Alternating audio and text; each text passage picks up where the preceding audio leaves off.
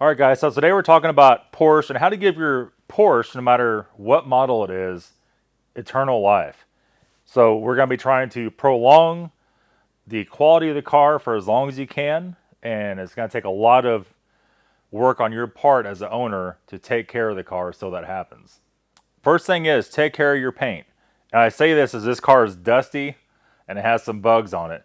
But every time I drive this car, we take very good care of it. It stays in the shop. It does not stay in the sun. Whatever car you leave in the sun will ruin the car. Whatever car you leave in the weather is going to get ruined, right? So this car, we use the ceramic wipe coating, the Meguiar's, pretty much every time it gets washed, and very careful not to scrub this thing by hand. The theory behind these cars, you could use a foam cannon to wash it, you could use many different things, but if you're grinding on it with a mitt, you're going to put scratches in it, right?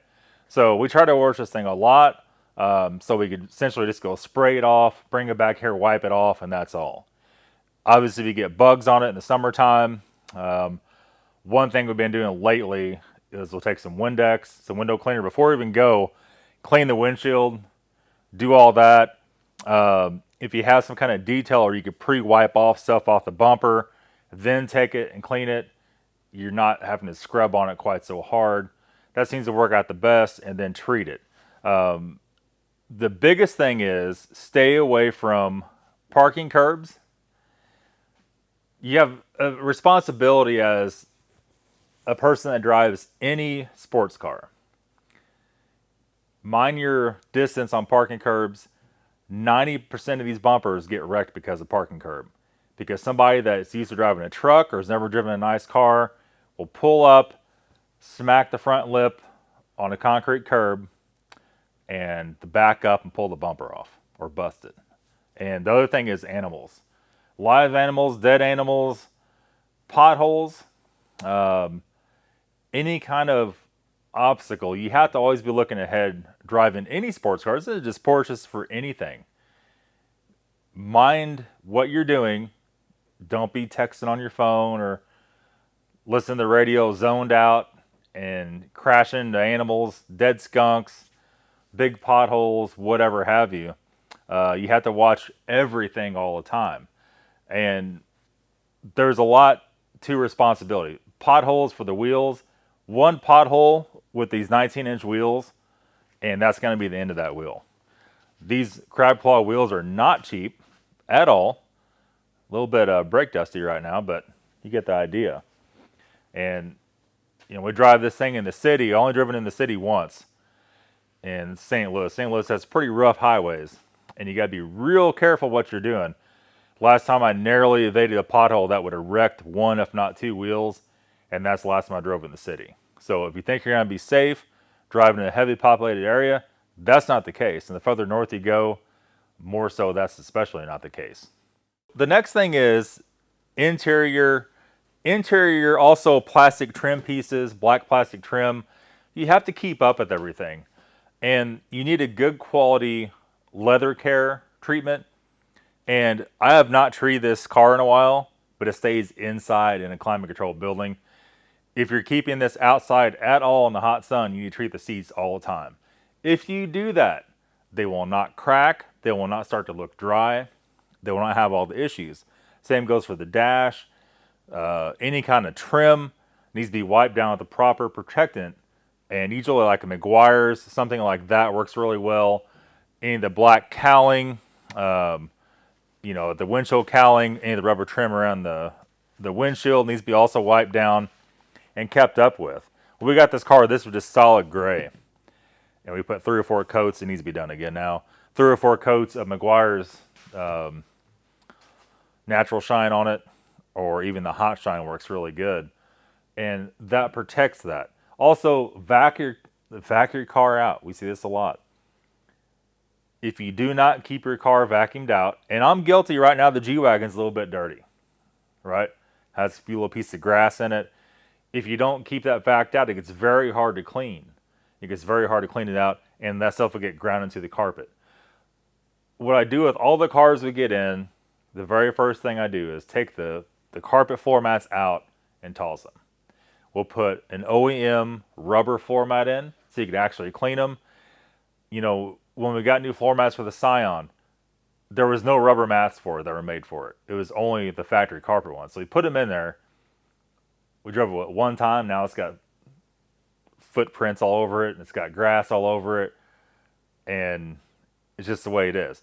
Carpet floor mats are better than nothing, but they're by no means a liable option. They get wet, they get nasty, you can't clean them, right? So the next thing is name brand parts. Spark plugs, coil packs, a good quality air filter, whether it's a reusable or whether it's paper, that's your preference. Good quality hoses and fittings, no Chinese stuff. A lot of it also is not only buying good quality parts, is doing the maintenance as it's due. This car supposedly had the water pump done, but we don't know it. Like, we don't know for sure, right?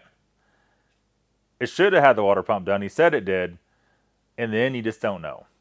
So I can't quite see the date code on the water pump. It's an unfortunate thing. Somebody has put new belts on it. Any car we get in here, when I first buy it, the first thing we do is check all the belts. We check to see what's been replaced, if you can tell by looking at it. All the German stuff has little round stamps on it with a number in it. Or there's always some way to reference the date on the part. So if the car is an 06 and you're looking at the date code on the part and it's an 06 or 05, obviously it's never been replaced, right? If you check into all that stuff ahead of time, you're never going to have a total breakdown. Most of the cars I buy, I like to bring them in, engine out, do everything all at once. If they've been neglected, and let go. This car wasn't neglected at all, so we didn't do that to this. We didn't do it to the G-Wagon either. The G-Wagon, 82,000 miles is on that thing. We already had one coolant hose fail. It's not recommended any maintenance yet on it, but it's like, it wouldn't be that hard to engine out that thing and do all the coolant lines, do all the gaskets, and do everything and bring it back to 110%. It's just not enough time yet. This car with 120, I can't even remember, 123,000 on it, 126,000 on it. Supposedly it's had everything done, needs to have done. It doesn't leak a drop of anything at all. It's been 110% reliable. And that brings me to the next thing. The next thing is you check the coolant and the oil on a regular basis. So on most Porsches, either in the back if it's a 911 or if it's a Cayman or Boxster, it'll be right here. You could add oil. On most all the newer cars, you check the oil in the instrument cluster. If you don't know how to do that, I have videos up of how to do that. And on this one, there is a fill, a minimum and a max for the coolant. And I could barely see a little bit on the minimum. We need to add just a trickle to it, all right? We've never had to add anything to this car since I owned it. But that's how you do that. Little things like that will keep you from catastrophic failure. If you're noticing coolant missing, and let's say you fill this back up in a couple weeks, you notice it's low again, you could have a water pump leaking out of the weep hole. You could have a tiny drip on one of the push lock fittings, on one of the hoses. There's a lot to these cars, but a little bit of know-how, a little bit of willing to do stuff, and you're never going to have a total mechanical failure.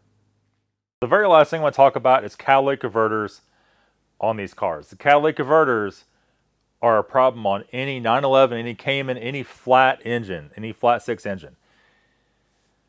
These cars, after they sit, oil leaks down, drips past through the valve seals. If it has a little bit of scoring on the cylinder walls, it leaks down into it. It's very common for any 911 or Cayman or Boxster, when you cold start it, to puff blue smoke. It might show up white by the time it comes out of the converter, but it's usually oil. This car does it at random. We made videos before of it doing it real bad. Then it won't do it for weeks and weeks and weeks. And then I might do it a little bit or none at all. You never know what you're going to get. Over time, and we saw that with this one, the catalytic converters get stopped up with that. And when I bought this car, it wouldn't get up on the power very good. It ran okay, it wasn't making very good power. And when we pulled the converters, the manifolds off, the headers off with a little converter, it was kind of broken up and stopped up and caked up. When we pulled the rears off, the big converters, they were real stopped up and sooty looking. So also watch out for that. That could also cause engine problems. It could cause valve problems. It could cause your EGTs to get very high. All kinds of issues. We went the catless route on this one. It runs perfect, but it stinks. And if you live in the city, that's not going to be an option for you. So you're very limited on a lot of these cars of what you could fit in there. But usually a new catted header is probably your best bet. Unfortunately, those don't come cheap and aren't real easy to find because most of those headers are catless. So if I want to put them back in this car, we'd have to go to that route. There's just simply no room to fit much of an aftermarket converter on the exhaust in these cars. That's really going to be it, guys. If you follow these simple rules, you check this stuff out, if you're very aware and eyes open when you're driving and be aware of your surroundings, don't drive it in a dangerous place either. You don't want to get carjacked. That's a very good possibility on one of these, especially if you're driving a GT3 or something worth a lot of money, or a G-Wagon. But yeah, that's going to be it, guys. Thanks for watching. Hope this helped you out. We'll see you back very soon with another video.